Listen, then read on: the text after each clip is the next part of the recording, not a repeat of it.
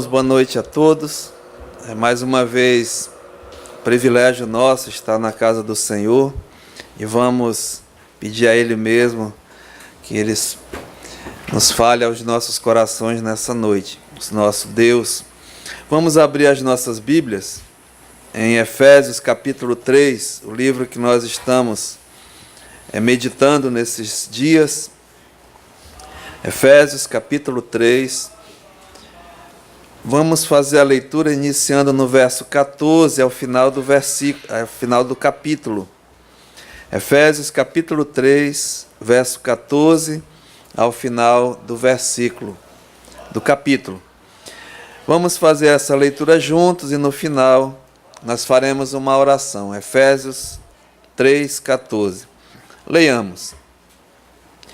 Por esta causa me ponho de joelhos diante do Pai, de quem toma o nome toda a família, tanto no céu como sobre a terra, para que, segundo a riqueza da sua glória, vos conceda, sejais fortalecidos com poder, mediante o seu Espírito no homem interior, e assim habite Cristo nos vossos corações, pela fé, estando vós arraigados e alicerçados em amor, a fim de poderdes compreender com todos os santos qual é a largura e o comprimento e a altura e a profundidade, e conhecer o amor de Cristo, que excede todo o entendimento, para que sejais tomados de toda a plenitude de Deus. Ora, aquele que é poderoso para fazer infinitamente mais do que tudo quanto pedimos ou pensamos, conforme o seu poder que opera em nós. A Ele seja a glória na Igreja e em Cristo Jesus, por todas as gerações, para todo sempre. Amém. Pai, muito obrigado mais uma vez, Senhor, porque somos privilegiados de poder, Pai, estar na Tua presença nessa noite. É realmente um privilégio de nós, assim, estarmos e termos a liberdade, Pai, de chegar ao trono da graça e confiadamente Te pedir, Senhor, pelas nossas vidas, pela igreja Tua, Senhor, reunida aqui nessa noite, e que o Senhor, Pai, venha mesmo falar aos nossos corações através da Tua palavra. Para isso nós pedimos o auxílio do Espírito Santo, que é o autor da palavra. Ele venha ser o nosso professor nessa noite, porque reconhecemos, Pai, a nossa total dependência do Senhor, porque reconhecemos, Pai, a necessidade mesmo que o Senhor nos dê mesmo assim o entendimento, e que a Tua igreja aqui reunida, Pai, receba a edificação para as nossas vidas. E também, Pai, se há alguém entre nós que não tem a salvação, o Senhor, Pai, que é o autor da salvação, e o Senhor a concede a quem Te apraz. Faça, Pai, nós Te pedimos uma obra especial nessa vida. Aceita a nossa gratidão. Em nome de Jesus. Amém. Podemos assentar, amados irmãos. Nós estamos estudando essa carta, como eu tenho dito aos amados, uma carta não só à igreja de Éfeso, mas é uma carta à igreja universal do nosso Senhor e Salvador Jesus Cristo. Chegamos no capítulo 3 e Deus, através do apóstolo Paulo, revela o seu plano, o plano mesmo que Deus tinha, o projeto de revelar o mistério da igreja, outrora oculto em todos os séculos, mas usa Paulo para revelar o que é a igreja. E o apóstolo Paulo, ele se sente mesmo o privilegiado, por receber tamanha missão. E ele diz aqui, né, esse mistério. O que era esse mistério realmente? Nós estudamos, mas aqui no capítulo 3 e o verso 6, é bem claro quando ele diz, a saber, né, que os gentios, povo que não era judeu, povo mesmo gentílico, os que não pertenciam ao povo judeu, chamavam o povo gentílico, diz, olha, esse povo são co-herdeiros, membros do mesmo corpo e coparticipantes da promessa em Cristo Jesus por meio do Evangelho. Esse era o grande mistério revelado que os gentios, um povo que não era judeu, né? Um povo que é mesmo assim identificado como os que não tinham Cristo, sem Cristo, separados da comunidade de Israel, não eram do povo de Israel, não tinham mesmo as alianças da promessa, não tinham esperança e sem Deus nesse mundo. Então era um povo mesmo desprezado, como nós vimos, né? Mas coube a Deus, pelo seu plano, pelo seu projeto eterno, fazê-los seu povo também, torná-los, como diz aqui o apóstolo Paulo, né, co-herdeiros, membros do corpo de Cristo e coparticipantes da promessa em Cristo Jesus. Por quê? Por meio do Evangelho, o Evangelho das insondáveis riquezas de Deus. Então, esse era o plano que foi revelado. E não só nós vimos o plano, mas o privilégio de nós sermos os co-herdeiros, né? Os privilégios de nós participarmos, sermos membros de Cristo e das promessas. E nós vimos isso, os privilégios que o Evangelho traz a todos, né? Os insondáveis, as insondáveis riquezas de Cristo, ou seja, a salvação eterna em Cristo Jesus. Que privilégio, né? Outrora nós éramos, a Bíblia diz, né, inimigos de Deus, filhos da ira, filhos da desobediência, mas agora o Evangelho traz e nos concede a salvação eterna em Cristo Jesus. Que privilégio, né? Não só isso, mas a ressurreição. Nós vamos ressuscitar em Cristo e os nossos corpos serão transformados. Haverá mesmo uma transformação corporal. Teremos um corpo, a semelhança do corpo de Cristo. Que privilégio, né? Mas não só esse eu mostrei, né? Não só a salvação, a ressurreição, a transformação dos nossos corpos, mas uma habitação celestial.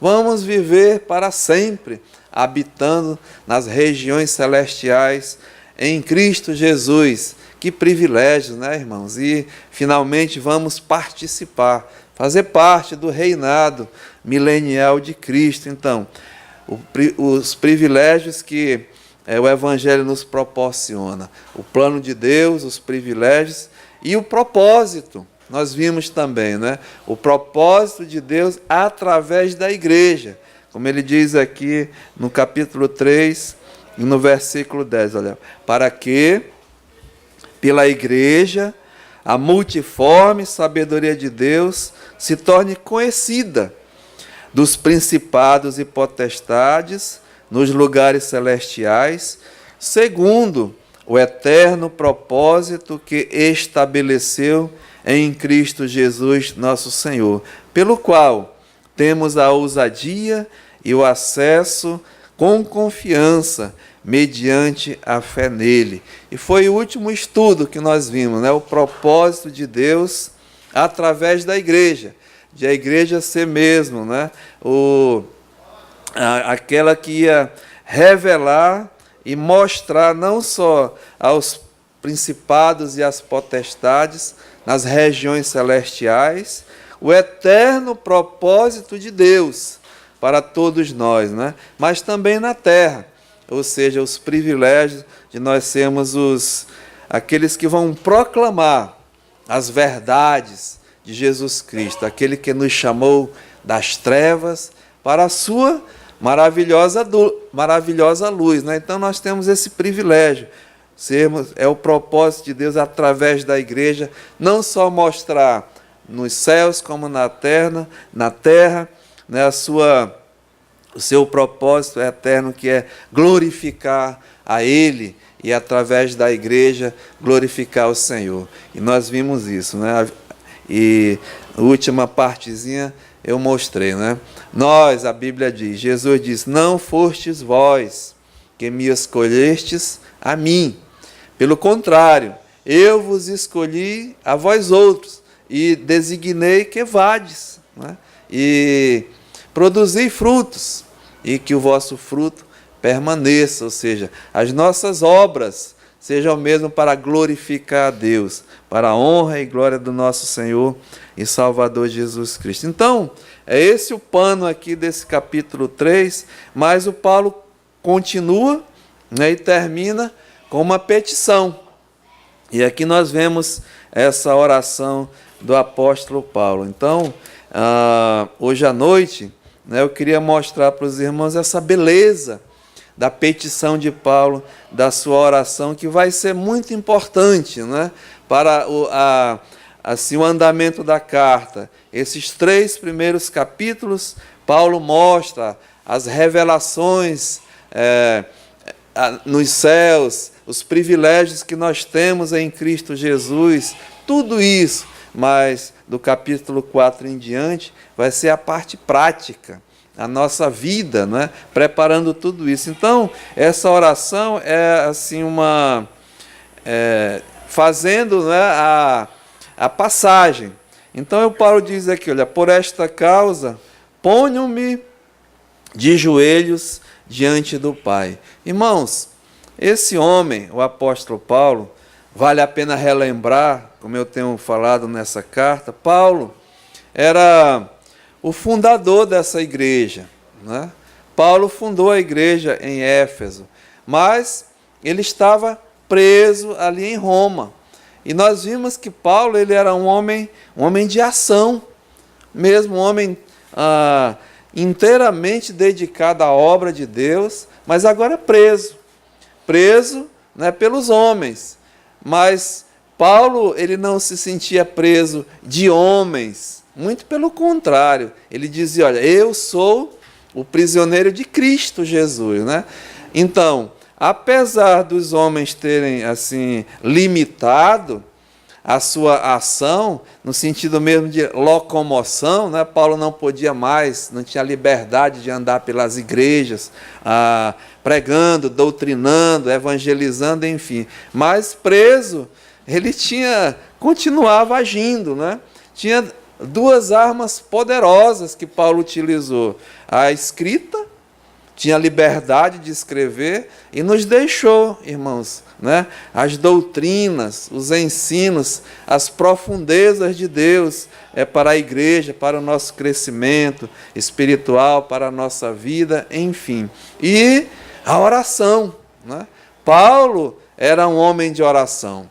E eu diria assim, né, que, humildemente falando, para mim, essa carta aos Efésios tem 2 das, eu diria, as principais orações de Paulo escrita, né, para a igreja de Deus. E nós vimos a primeira, onde Paulo, ele mesmo ora, se você ver aqui no capítulo 1, e nós falamos dessa oração, né, no verso 16, ele diz assim, olha, e não cesso, né, de dar graças por vós, fazendo menção de vós nas minhas orações.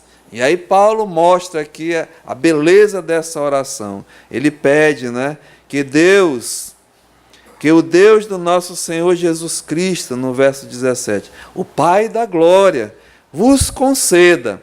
Então, Paulo faz um pedido, né, que Deus conceda à igreja e à Igreja Universal de Jesus Cristo um espírito mesmo de sabedoria e de revelação no pleno conhecimento dele, iluminados os olhos do vosso coração. Veja, para saberdes, né? Então, a primeira oração, Paulo pede a Deus pela igreja, que Deus assim deu o espírito, ou seja, a disposição, a inclinação para revelar a essa igreja, iluminar os olhos do coração da igreja, para que a igreja saiba, né? Primeiramente saber grandes coisas, né?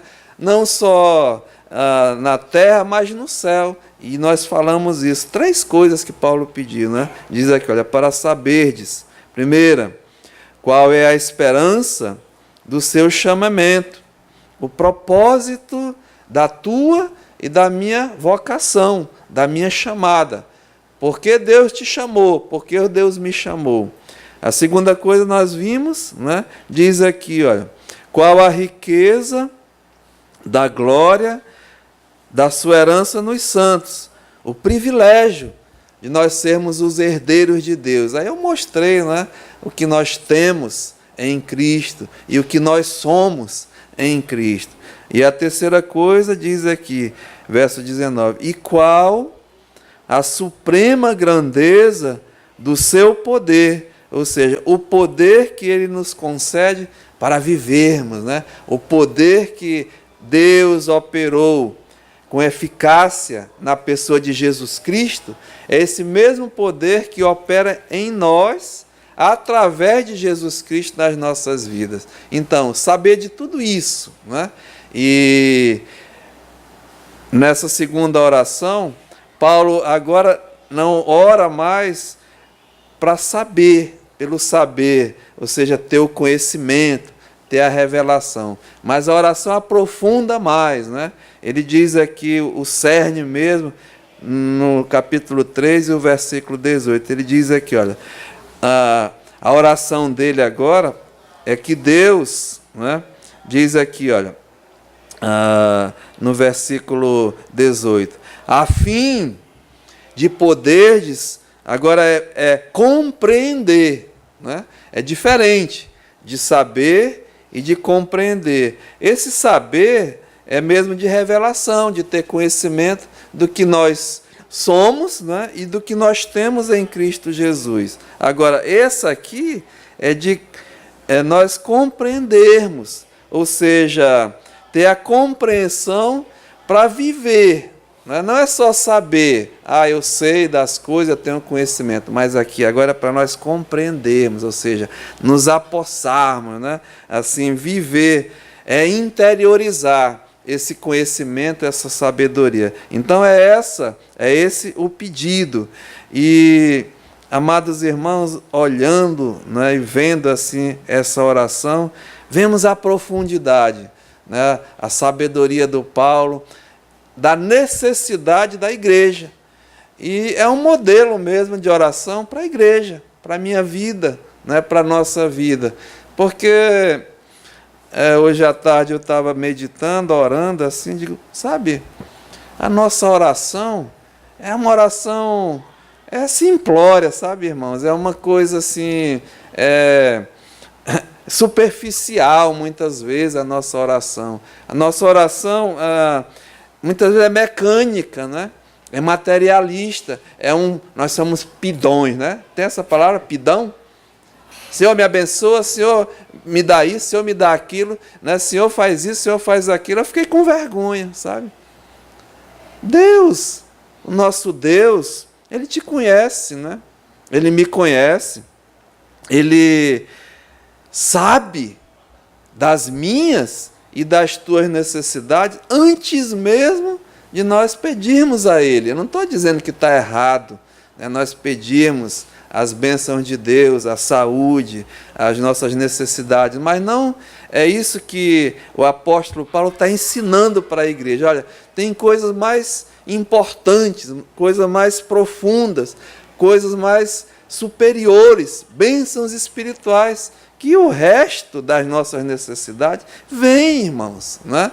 E domingo, até na escola dominical, eu mostrei que Jesus mesmo disse, né, em relação a isso. Veja, tem muitos que não estavam aqui, no Evangelho de Mateus, em relação à oração, ele diz aqui, olha, Mateus capítulo 6, e no versículo 31, Mateus 6,31, olha o que o Senhor Jesus diz: portanto, não vos inquieteis. Não fica, né, afobado, inquieto, ansioso. É um consolo para todos nós, que nós ficamos sim, né? Essa que é a verdade. Né? Nós ficamos, faz parte da natureza humana, né? Mas Jesus está dizendo, olha, não vos inquieteis com essas coisas que ele vai dizer. Olha, que comeremos? Né? Que comeremos? Ou o que beberemos? Ou o que nos vestiremos? Porque os gentios, ou seja, aquele que não é povo de Deus, né? Os incrédulos, os gentios, é nesse sentido, é que procuram todas estas coisas, mesmo o alvo, né, é claro, são necessidades, mas é o objetivo, é isso, né, são essas coisas, é isso que ele está dizendo. E ele continua, pois o vosso Pai Celeste sabe que necessitais de todas elas. Deus sabe, irmãos, da minha necessidade, da tua necessidade. Nós precisamos sim, não é? Mas não que isso seja a nossa, o alvo, não é? Tudo, depositar toda a nossa vida, todo o nosso esforço nisso, nessas coisas materiais. É isso que eu estou querendo dizer. Porque é os gentios que buscam isso, né? Toda a sua vida, e nós vemos aí, é uma coisa mundial mesmo. Mas Jesus está dizendo, vós não sejais assim. Olha o que ele diz aqui no capítulo 6, e no versículo 8. Ele está ensinando a orar, né? Diz, olha, não vos assemelheis, pois, a eles. É a mesma coisa. Porque Deus, o vosso Pai, sabe o que tendes necessidade antes de lhe o peçais. Deus sabe a minha e a sua necessidade. Né? Então é isso que o apóstolo Paulo quer dizer. Olha, ele já sabe. Muito pelo contrário, né? Deus aqui nos exorta. Jesus fala aqui no versículo 33 agora, de 6,33, olha. São gentios que buscam essas coisas. Nosso Pai Celeste sabe daquilo que nós necessitamos. Então, verso 33, buscai. Como faz diferença, né, irmãos? Vamos buscar, pois, em primeiro lugar. Aqui, o Senhor não está dizendo para nós sermos irresponsáveis com os nossos compromissos, com as nossas coisas. Mas, antes disso, busca, né? Ele está dizendo, busca em primeiro lugar, pois o reino de Deus, as coisas de Deus e a sua justiça. E ele diz aqui, olha, e todas, sem exceção, cada uma das nossas necessidades, e todas estas coisas, irmãos, ele diz, vos serão o quê? Acrescentadas. Ele vai suprir, né? O apóstolo Paulo muito bem sabia disso. E ele, escrevendo aos Filipenses, Paulo dedicou, né? Concentrou a sua vida em buscar a Deus e o primeiro lugar nas coisas de Deus. E veja aqui, olha, é muito conhecido nosso, mas eu gosto não só de citar, mas de mostrar, né, de ler, é minha forma mesmo de pregar. Eu gosto de citar o versículo, mas de mostrar, para você ver que é a palavra de Deus. Né? Filipenses capítulo 4, ele mesmo dá o seu testemunho. Olha o que ele diz aqui. Né? Um homem de Deus, buscando as coisas de Deus, sabendo do que tudo ele passava, mas ele diz aqui, olha, Filipenses 4,10, alegrei-me sobremaneira no Senhor, porque agora, uma vez mais, renovastes a meu favor o vosso cuidado. Era uma igreja que cooperava muito com Paulo, amada, entendia, né, o ministério, sabia. Então era uma das igrejas que ajudava o Paulo até financeiramente, né? Não só orando, mas diz aqui, olha, renovastes ao meu favor o vosso cuidado, o qual também já tinhais antes, mas vos faltava oportunidade. Digo isto, não por causa da pobreza. Então, Paulo era um homem à luz dos homens, um homem pobre, né? Um homem humilde, mas valoroso, né? Então ele diz aqui, olha, me aprendi, né, a viver com humildade, na pobreza, porque aprendi a viver contente. Como faz diferença, não é, irmãos? Um humilde contente, um humilde alegre, do que um rico aí, cheio de coisa, todo preocupado, não pode sair de casa, é 50 segurança, é não sei o que, é uma coisa, né? Não pode dormir em paz. É esse tipo de situação. Diz, porque aprendi a viver contente em toda e qualquer situação, tanto ser estar humilhado, como também ser honrado. De tudo e em todas as circunstâncias, já tenho experiência, né? Experimentado mesmo, tanto de fartura, como de fome, assim de abundância, como também de escassez. Olha a maravilha, né? Tudo para o disposto naquele que me fortalece. Aí emende aí para o verso 19, né? E ele diz ali, o meu Deus, segundo, irmãos, a sua riqueza em glória. Uma vez eu tratei aqui, né, sobre a riqueza da glória de Deus. É algo que assim, não tem fim, né? É inesgotável as riquezas de Deus. Então, é segundo, ele diz aqui, a sua riqueza em glória. Veja, há de suprir em Cristo cada uma das vossas necessidades. Então, Deus está dizendo que vai, irmão, suprir cada uma das nossas, das minhas, das tuas necessidades. Agora, tem uma diferença muito grande, né? Em saber o que é necessidade das minhas vontades. Deus pode sim, né? Suprir até uma vontade minha, desde que seja segundo a vontade dele, né? Segundo seja uma vontade de suprir uma necessidade. Deus não vai dar assim o que a gente quer, né? Um pai que ama, um pai que cuida bem dos seus filhos, não dá. Eu não dou, irmãos, tudo que meus filhos me pedem. Muitas vezes eu até tenho, eu até posso, mas eu não dou porque eu não acho, eu não vejo que é uma necessidade. É algo que vai trazer coisas boas para a vida dele, para a sua experiência. Não. Não faça, não dê tudo que seu filho pede, né? Mas dê aquilo que ele necessita. E muitas vezes, irmãos, nós estragamos os nossos filhos, dando mesmo o que eles querem, o que eles pedem. E Deus não faz isso conosco, não.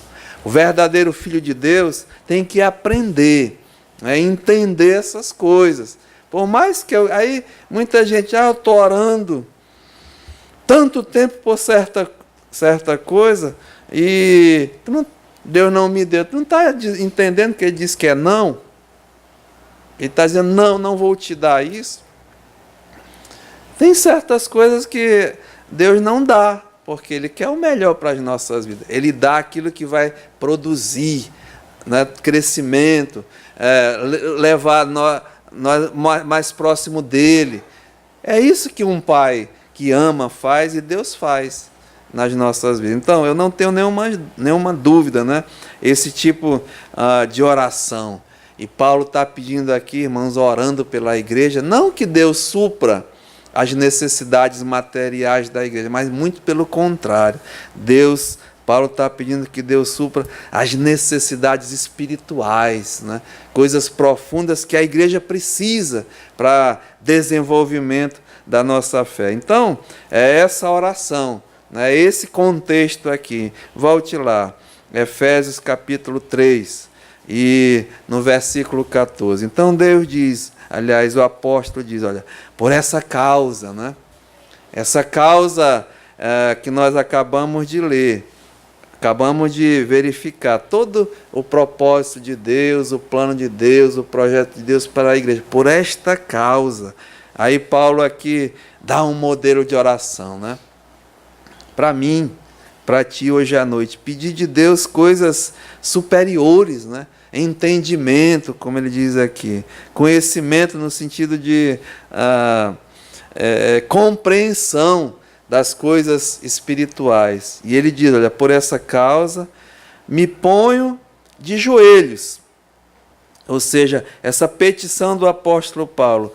E vemos aqui, primeiramente nessa oração, a humildade do apóstolo, né? Um homem mesmo cheio do Espírito Santo, nós não temos dúvida disso. Um homem cheio das revelações de Deus, um homem que tinha conhecimento de Deus, mas nós vemos a sua humildade, né, em relação a Deus. Ele diz aqui, olha, por esta causa me ponho de joelho. A atitude, a postura que ele assume diante de Deus, né? Uma atitude mesmo de reverência, uma atitude mesmo de humildade.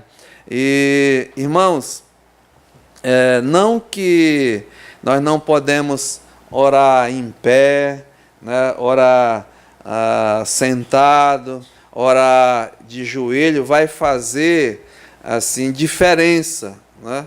Não, mas aqui o Paulo está mostrando, nós vemos na Bíblia homens que oram, o judeu normalmente ora em pé, né? Em pé, mas aqui, e Paulo era um judeu, ele está demonstrando mais humildade, né? Mesmo considerando totalmente entregue a Deus. Não só isso, mas totalmente reconhecendo a sua dependência de Deus. Então ele está pedindo algo extraordinário para a igreja. Então ele diz, olha, por essa causa me ponho de joelhos. É humildade. Aliás, em oração nós temos que aprender nessa lição, a humildade. 2 Crônica, né? Capítulo 7 e o versículo 14. Essa igreja aqui toda sabe, mas vamos lá. Veja aí, olha. 2 Crônicas, capítulo 7 e o versículo 14. Diz assim a palavra de Deus. Vamos orar a Deus, né? Mas primeiro passo aqui, como Deus realmente se alegra, né? Se agrada da nossa atitude. E a maneira que eu estiver, se de joelho, né? Se deitado, prostrado, se sentado, se em pé, é importante. Mas o mais importante, irmãos, é a humildade da alma. Que a nossa alma esteja de joelho, prostrada diante de Deus, né? Não a nossa posição, que sim, né? Mostra aqui Paulo debruçado mesmo, considerando isso, mas a humildade da alma, como diz aqui, olha, 2 Crônicas 7,14, diz aqui o nosso Salomão, né? É melhor no 12, olha, de noite apareceu o Senhor a Salomão e lhe disse, Deus está falando com Salomão, ouvi a tua oração e escolhi para mim este lugar para a casa de sacrifício, era o templo, né? Preparado tudo. Se eu cerrar os céus, de modo que não haja chuva, ou se ordenar aos gafanhotos que consumam a terra, ou se enviar peste entre o meu povo, veja a condição que Deus exige de humildade, né? De humilhação diante dele. Se o meu povo, que se chama pelo meu nome, se humilhar, falando com um crente, né? Com o povo de Deus, se humilhar, orar e me buscar, e se converter dos seus maus caminhos. Aqui, irmãos, a condição, né? Para Deus ouvir as nossas orações daqueles que nós dizemos que somos o seu povo. Se eu sou o filho de Deus, está aqui. Eu tenho que me humilhar, né? Orar, buscar o Senhor e se converter dos meus maus caminhos. interessante, né, que dois homens, um fariseu e um publicano, foram, né, buscar a Deus em oração. O fariseu, ele se dizia, né, filho de Deus, povo de Deus, tinha conhecimento da lei, tudo, e ele mesmo chegou diante de Deus e disse: Senhor, né, eu sou um homem que te busca, um homem mesmo que cumpre as minhas obrigações, eu pago meu dízimo, eu jejuo, eu te busco, eu não sou isso, eu não sou aquilo, eu não sou nem como aquele publicano, né? Essa foi a oração dele, uma oração de autoexaltação, né? Demonstrando quem ele era diante de Deus, fazendo todas as coisas, né? Mas aí o outro publicano, ele disse: Senhor, não teve coragem nem de levantar os olhos, né? Senhor, bateu no peito: ser propício a mim, o quê? Pecador. Pecador. E Jesus lá no final, se você ver, ele diz: olha, qual foi o que saiu justificado diante de Deus? Aquele que se humilhou, né? Aquele que se humilha, eu o exaltarei. Mas aquele que se exalta, sairá humilhado. Irmãos, quer dizer o quê? Que obras, né, não salva ninguém. Apresentar diante de Deus a sua obra, a minha, para se exaltar. Deus diz: a minha glória, eu não vou dividir com outrem. A Bíblia mesmo diz, né? Não é por obras para que ninguém se glorie. Agora, a salvação, mas em termos de serviço, né, em termos de glorificar a Deus, sim, através das obras. Mas nesse caso aqui, né, é muito cuidado. Então, diz: olha, se o meu povo, que se chama pelo meu nome, se humilhar, orar, e me buscar, e se converter dos seus maus caminhos, confessar pecado, né, deixa. Aí diz: olha, então eu ouvirei dos céus. Aí sim, Deus vai mesmo ouvir a oração de um homem, de uma mulher que chega à sua presença confessando o seu pecado, arrependido, se humilhando. E ele diz: perdoarei, né, os seus pecados e sararei a tua terra. E estarão abertos o quê? Os meus olhos e atentos os meus ouvidos à oração que se fizer nesse lugar. Então esse é o princípio de Deus para a oração, né? E o apóstolo Paulo, voltando aqui para Efésios, onde nós estamos, ele diz, né, por esta causa eu me ponho de joelhos diante do Pai. Não só a postura que ele assume, mas a pessoa que ele leva a sua petição, né? A sua oração. Ele coloca, olha, irmãos, ao grande Deus e Pai.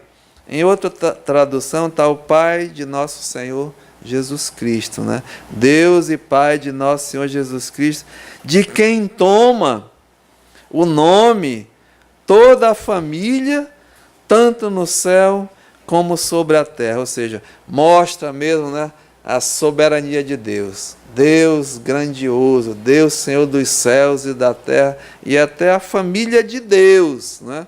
Paulo está orando pela família de Deus e invoca, né, tanto na terra como no céu. É tão grande essa família, né, irmãos?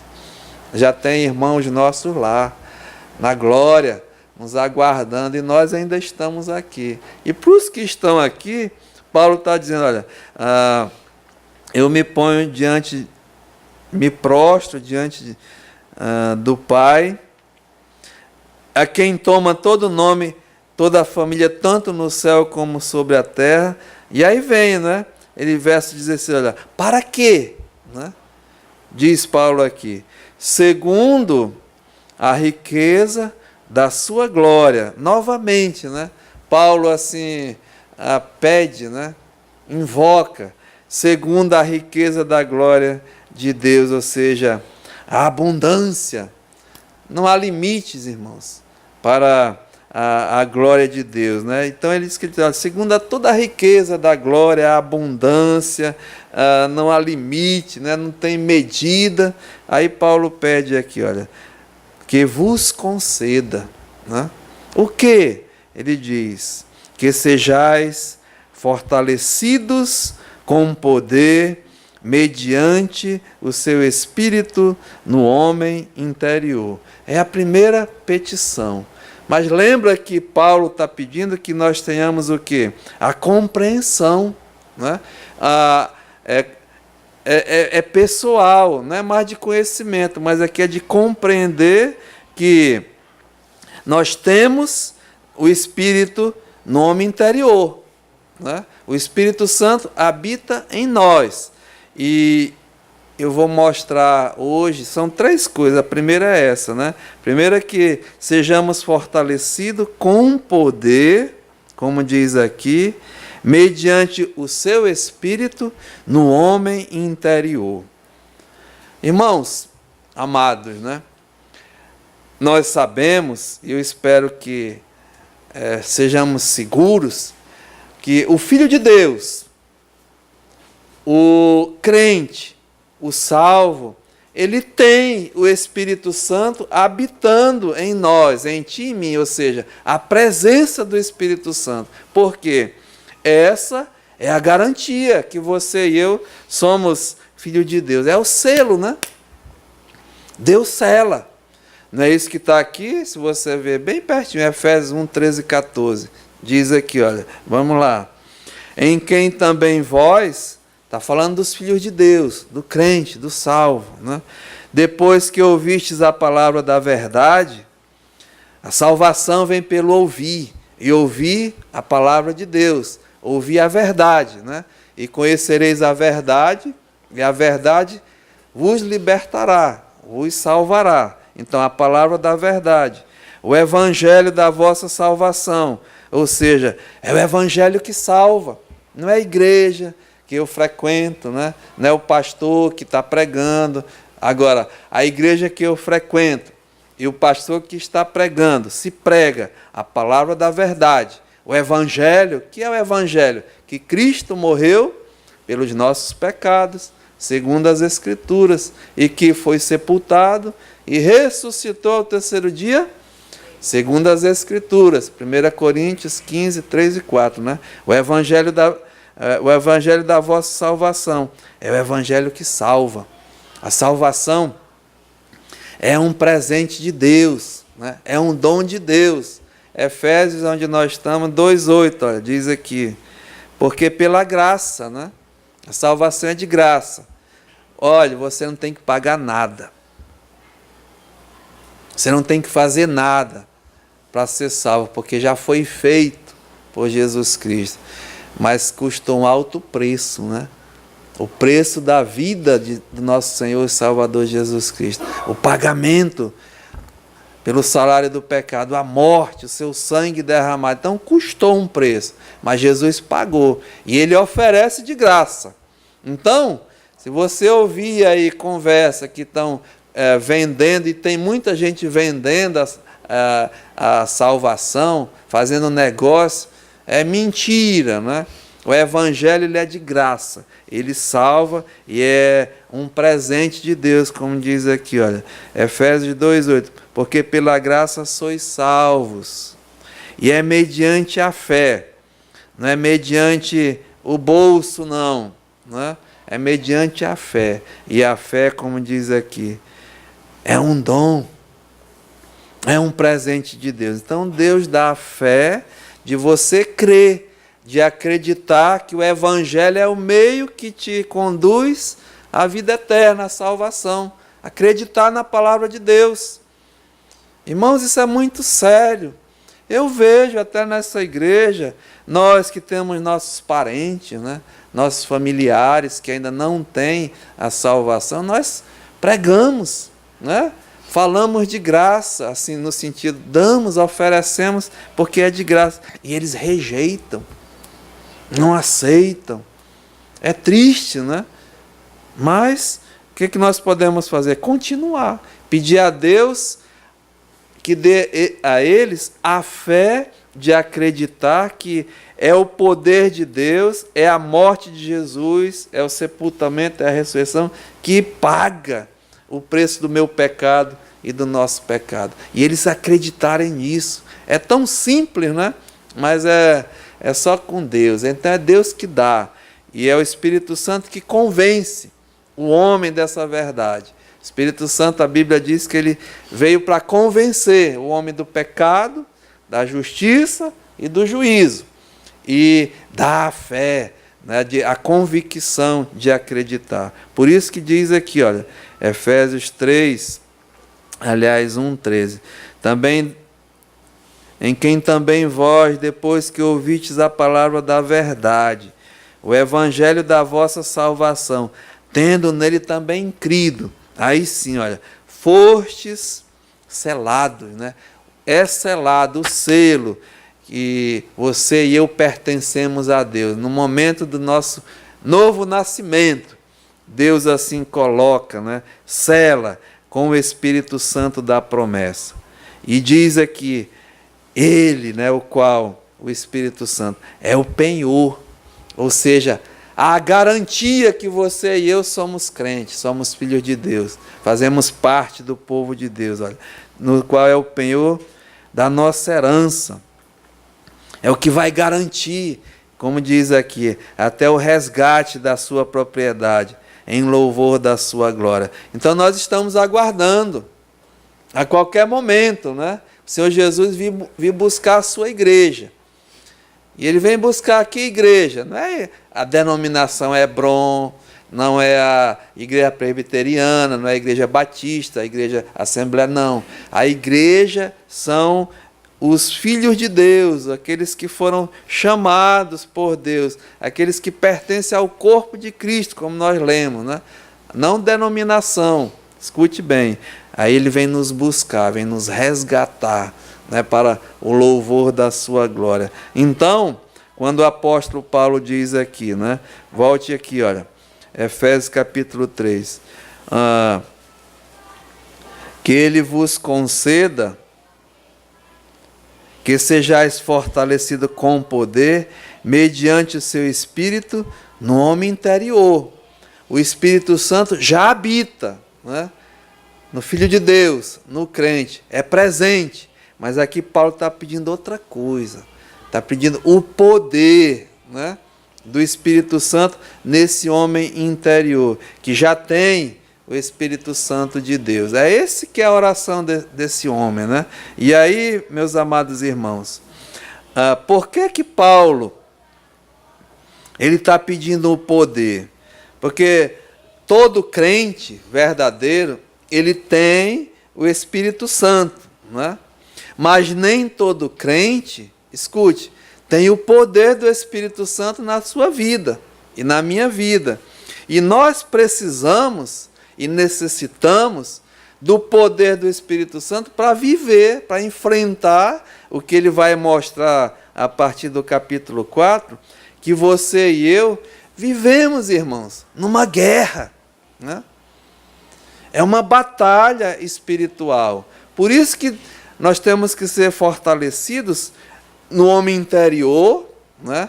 A nova criação, a nova criatura, a nova, espiritualmente falando, né? A nova criatura espiritual, porque a carnal já está aqui, né? A nova pessoa é o Espírito. Então esse tem que ser fortalecido pelo Espírito Santo. E aí eu queria dizer mesmo que tu e eu estamos numa guerra. São duas pessoas, a velha criatura, a carnal, com a nova criatura, né? A espiritual. E quem vai te ajudar nessa guerra, nessa batalha? O poder do Espírito Santo, né? Nas nossas vidas. Então, olha só aqui, só para mostrar essa realidade, né, que você e eu temos que enfrentar.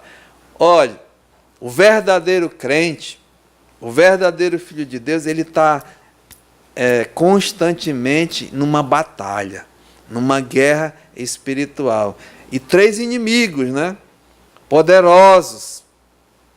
É contra ti e contra mim. E Paulo está tratando da carne, né? Interior. E tem mais dois exteriores que não está aqui, mas só para mencionar. O Satanás, o inimigo das nossas almas, né? E esse mundo. São inimigos exteriores, mas aqui Paulo está pedindo fortalecimento do homem interior. Então veja aqui, olha, em Gálatas, no capítulo 5, só para você ver essa realidade, né, que você está enfrentando agora, nesse momento. Diz aqui, olha, Gálatas 5,16. Digo, porém, o apóstolo está falando, andai no Espírito. A exortação aqui, né, nós que já temos, é para andar no Espírito. E jamais satisfareis a concupiscência da carne, ou seja, os desejos, as inclinações. Porque aqui está, né? A guerra mesmo é batalha, é coisa militar mesmo, porque ele diz aqui, olha, porque a carne milita, né, contra o Espírito e o Espírito contra a carne, porque são opostos entre si. Ou seja, não há conciliação entre essas duas naturezas, a carnal, que já é de natureza, com a nova, né? A espiritual. Então, o apóstolo Paulo, ele fala, lembra, escrevendo aos Coríntios, que há crentes que ainda são carnais, né? Crentes que têm o Espírito Santo, mas andam na carne. Nós são meninos de entendimento, né, de compreensão. Então, a oração desse homem é que, olha, compreendam, né? O Espírito Santo já está em ti, ou seja, enchei-vos do Espírito Santo. Ele vai dizer, até nessa própria carta aos Efésios. Então, eu quero mostrar, criar essa guerra na tua vida e na minha vida, a guerra mesmo do homem carnal, da carne, com o homem espiritual. E nós temos o quê? Que cada vez mais entendermos, compreendermos que sem o poder do Espírito Santo, vamos viver uma vida, vou dizer assim, miserável até, irmãos, diante de Deus, né? Porque aquele que, a Bíblia diz, nesse foi implantado, né? O Espírito Santo, não é mais para viver como outrora. Não, né? Mesmo Paulo diz, olha, aquele que é nascido de Deus é o quê? É uma nova criatura, é uma nova criação. As coisas velhas o quê? Já passaram, né? Eis que tudo se fez novo. É andar em novidade de vida. Então Paulo está preparando a igreja que tenhamos compreensão, porque a partir do capítulo 4 vai ser a nossa prática, né? Então, precisamos de quê? Do poder do Espírito Santo nas nossas vidas. E volte aqui para Efésios, eu acho tão bonito assim, né? Tão profundo, quando ele chega aqui no capítulo 5 e o versículo 18, ele diz assim, olha, e não vos embriagueis com vinho, no qual há dissolução, mas enchei-vos do Espírito Santo. Irmãos amados, a vida do crente, do verdadeiro crente, é uma vida no Espírito Santo. O Espírito Santo mesmo habitando, que ele já habita, mas sendo aquele que é o patrão, né? Aquele mesmo que vai comandar, ou seja, é uma vida que é o Espírito Santo que vai controlar, que vai dirigir, que ele tem todo o poder para isso, e nós devemos nos submeter ao Espírito Santo. Por isso que o apóstolo Paulo, mesmo nessa carta, não entristeçai, né? O Espírito Santo que habita em ti. E ele ora que a igreja tenha compreensão, para que Deus dê, né, conceda mesmo que sejamos fortalecidos no poder do Espírito Santo. Por isso, meus amados, que é individual, sabe? É cada vida pessoal. E cada um vai ter que trabalhar essa área na sua vida, eu na minha e cada um na sua vida. Mas Paulo está pedindo, né? Orando, Senhor, eu imploro de joelhos que tu concedas a ele, né? A percepção mesmo, que o Senhor conceda a eles o conhecimento de se apropriar para a sua... Não só de saber é fácil, né? Eu sei, mas eu quero viver essa vida, uma vida mesmo cheia do Espírito Santo. E como faz diferença, irmão? Vai mudar o nosso procedimento, a nossa vida. E eu até peguei... Tem vários exemplos na palavra de Deus, assim, para finalizar, um homem, né, que vivia dessa forma, não só Paulo, mas é outro maravilhoso, Barnabé, né? O Barnabé, olha o que diz aqui em Atos capítulo 11, Atos capítulo 11, é para mesmo nos animar, não é que é possível sim. Atos capítulo 11, esse homem Barnabé, ele foi muito usado por Deus, né? Ele foi companheiro de Paulo em missões. Esse homem foi que levou Paulo, logo apresentou lá a Jerusalém aos apóstolos. Ele era um homem que... José, né? Mas Barnabé que significa homem de exortação. Foi ele que vendeu o campo, lembra? Deixou aos pés dos apóstolos. É um homem mesmo cheio do Espírito Santo, que a Bíblia entendeu, né, o seu papel. Então diz aqui, olha, no capítulo 11, lá em Antioquia, havia, né, a base da igreja ali, Deus estava fazendo coisas grandiosas. Então Jerusalém mandou, vai ver lá, Barnabé, o que está acontecendo lá em Antioquia. E Barnabé foi. Então diz aqui, olha, essa o contexto. Verso 21. A mão do Senhor estava com eles, e muitos crendo se converteram ao Senhor. A notícia a respeito deles chegou aos ouvidos da igreja que estava em Jerusalém. E enviaram quem? Barnabé, né? Esse tem, pode ir, pode mandar, até Antioquia. Tendo ele chegado e vendo a graça de Deus, alegrou-se e exortava a todos a que, com firmeza de coração, permanecessem no Senhor, né? Perseverassem no Senhor. Porque, diz aqui, era um homem bom. E veja, irmãos, cheio, né? Cheio do Espírito Santo. É o poder do Espírito Santo e de fé. E muita gente se uniu ao Senhor. Então, é possível, né, um filho de Deus andar nesse mundo cheio do Espírito Santo. Então, não é nada de absurdo, não. E o nosso tempo já foi, né, e o coral vai ensaiar, né? Então, amados irmãos, hoje à noite, né, vamos ficar com isso. Paulo está orando a Deus por nós, hoje aqui, pela igreja do Senhor, que nos dê mesmo compreensão, não só de saber, de ter o conhecimento, mas de nos apossar, né?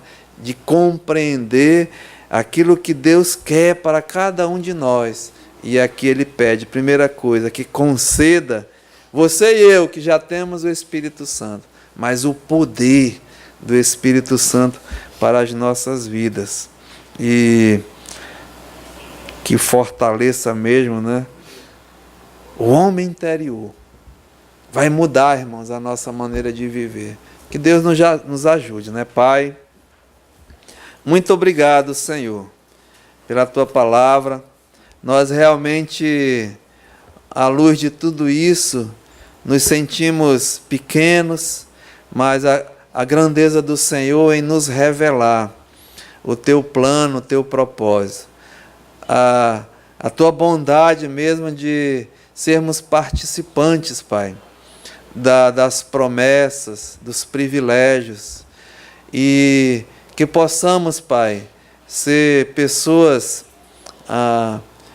que tenham propósito, produtivas na tua obra, na tua seara. E a nossa petição hoje à noite, através do apóstolo Paulo, é que o Senhor conceda mesmo, Pai, a compreensão, o entendimento para a minha vida e nos conceda não só a presença que o Senhor já garantiu, mas o poder, Pai, do Espírito Santo. E para isso nós precisamos, Pai, realmente de nos submeter, de nos humilhar, e que o Espírito Santo domine a nossa vida.